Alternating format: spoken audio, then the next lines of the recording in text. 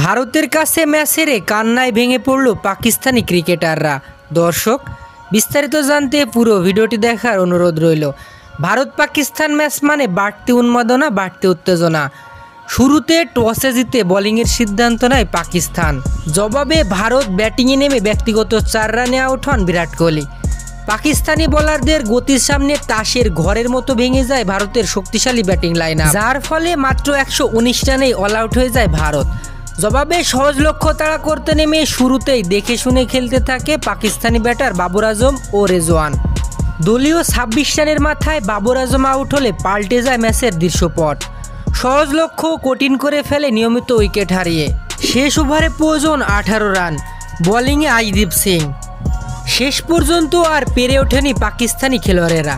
নির্ধারিত 20 ওভার শেষে পাকিস্তান সংগ্রহ করে 113 রান আর ম্যাচটি হারে 6 রানের ব্যবধানে।